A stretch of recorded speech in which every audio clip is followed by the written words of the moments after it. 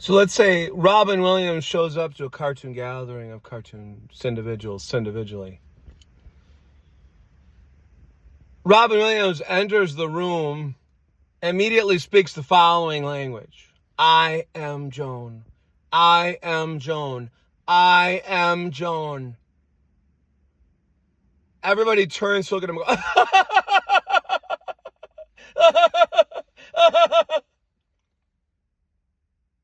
Now it's a deleted scene from the cartoon película. Cartoon película. Say rime go non say non rime non conest. Pacino.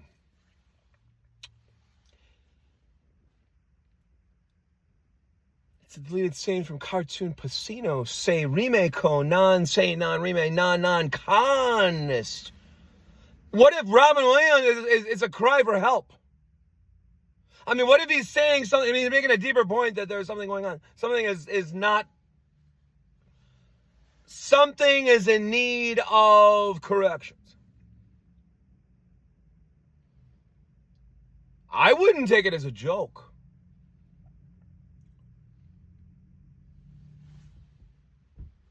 Not necessarily at all.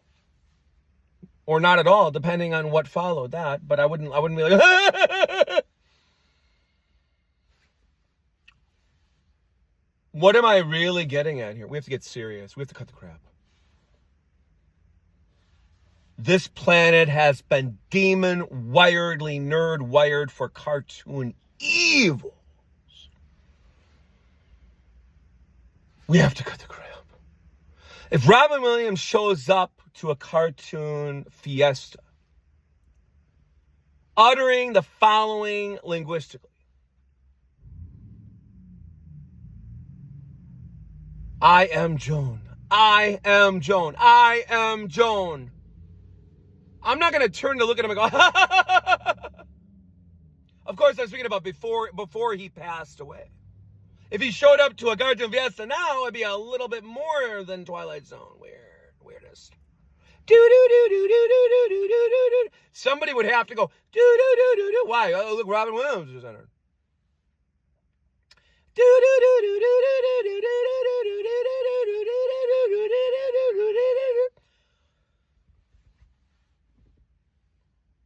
We have to cut the crap. If Robin Williams showed up, years ago, years past, let's say in 1997, and I happened to be at the age of 18 years old, or 19 years old, or 20 years old, I'm not going to say how old I was, and he entered speaking the following language directly. I am Joan. I am Joan. I am Joan. I'd be like, are you okay? I wouldn't be like, oh, he's recalling to mind the humorous dialogue from the beautiful motion picture known as Driving Miss Daisy Sparks. No, Mrs. Doubtfire Sparks of Sparks. From Specs from Farks. I'm not going to bust a gut. Not until I know for sure he's joking. It could be a desperate cry for help, like a song by that one band. Desperate cry for help is the title of it. He could be making a deeper point. It's not funny, but he could be making a deeper point that he is not doing right. I'm making a deeper point that what happens when comediantes are devilishly viewed as everything's more or less a joke that they state.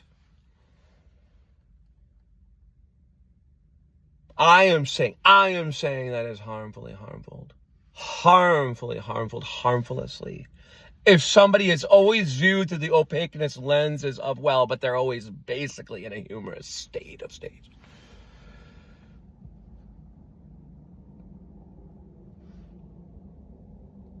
I'm pretty much in a certainty of states that Robin Williams had moments of severe seriousness, gravitousness in his individual existence, even if he desiredly wanted to make others see the mirthfulness in the moment. That doesn't mean he had anything but severest individual existential experiences at moments that were perhaps needed a light shown on them of humorousness. However, what about when there's moments that don't need a shining light of lens focus of humorous? There are also moments, and the devil knows this, there are also moments that demand deep, sincere seriousness, non-humorousness of non-humor also.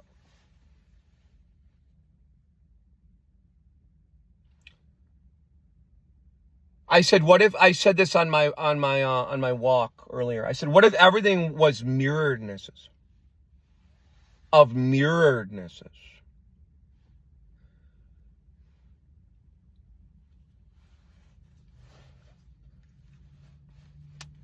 I mean, what do I mean by this? What if everything was more or less fake because the devil did it? Emphasis on more or less fake, or let's say a little bit more than not at all fake.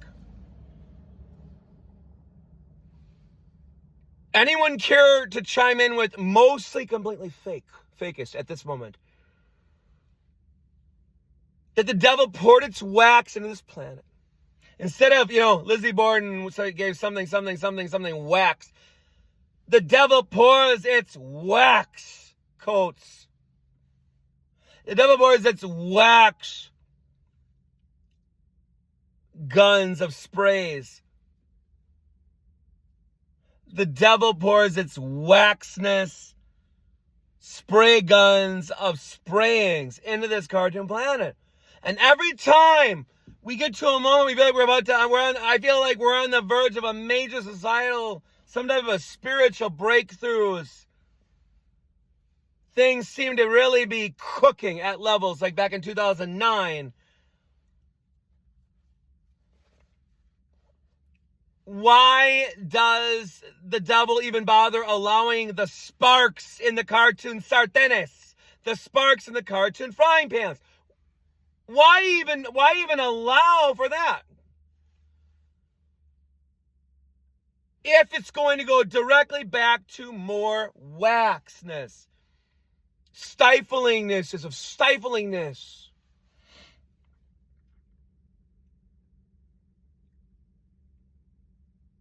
I'm saying it makes no sense. The Holy Spirit tells me to state God would like to open up deep channels of wavelengths, of opennesses, of light pouring throughnesses.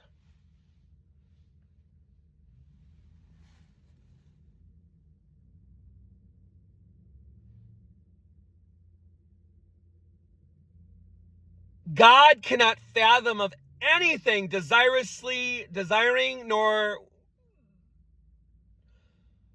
desirously wanting someone's harm or someone's miseries to be pungently felt harder than hardest than pool table slates, sparks from specks, specks from sparks.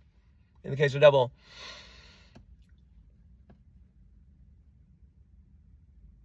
I mean, children threatening suicide in high school hallways or grade school hallways. I mean, that's unthinkable up to 40 years ago and more. I mean, we have to say there are areas of precariousness and train wheels are not connecting with the train rails of metal train rails. And we have to now finally see that it is deliberately deliberated. And every time it looks to seem to appear indeliberate, it is deliberately made to look to seem to appear indeliberated. However, it is on purpose that it looks indeliberate. It's actually deliberately made to seem to appear indeliberate. Indeliberated. On purpose. Purposefully.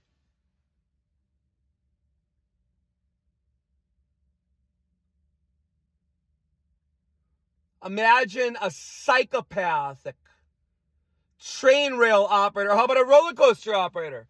The child falls out of the roller coaster and skins both knees and is lucky to be in not in a wheelchair on the way out of the theme park.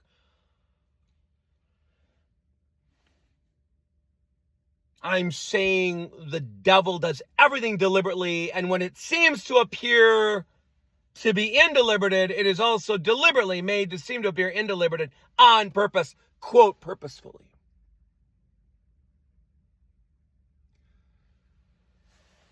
We have to put that palabra purposefully in quotations. Why?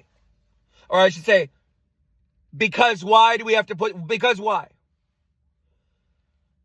Because purposefully in a divinely connected, spiritually deep, intelligent planet would have to be something goal-oriented, something for positive beneficialness, of usefulness.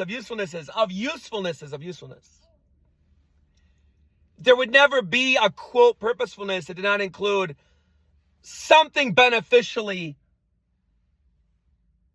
of some uplift to all of us, to some of us, to a few of us, to one or two of us at a time. Nothing would ever have intentional evils. Quote directedness of quote directednesses would never be allowed to non-thrively quote exist. Even would be way too much. Who sees what I'm saying is absolutely 100% accurate. I said in a divinely connected, a spiritually, soulfully, deeply connected planet, there would never be anything deliberately evil.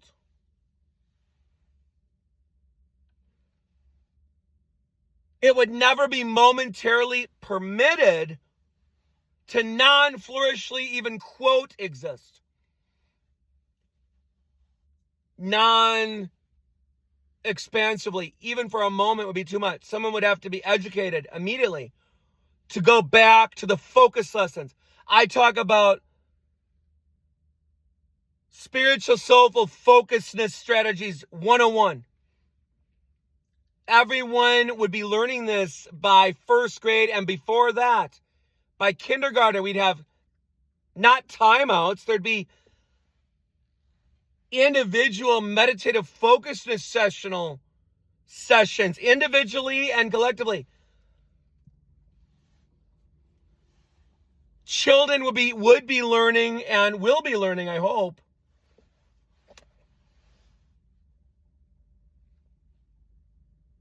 the enormous value beyond description of having a soulful spiritual focusedness, of attention focus inward.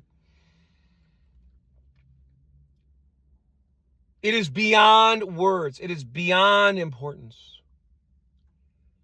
Everyone needs to have a deep attention focus inward on the interior being. We begin with the solar plexus. Even before that, we focus on the pelvic floor. We shift attention to the solar plexus. We breathe. We count 1 when we breathe in. We count 1 when we breathe out. We do that to a count of 10 for starters. 1, 2, 3. We keep going.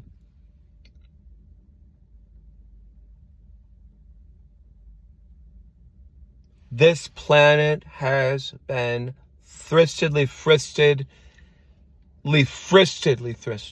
by the cartoon blank. Say Remekon. Revel, say Remekon. Revel, say Remekon. Revel, say Remekon. Non-say, non-remain, non-connist.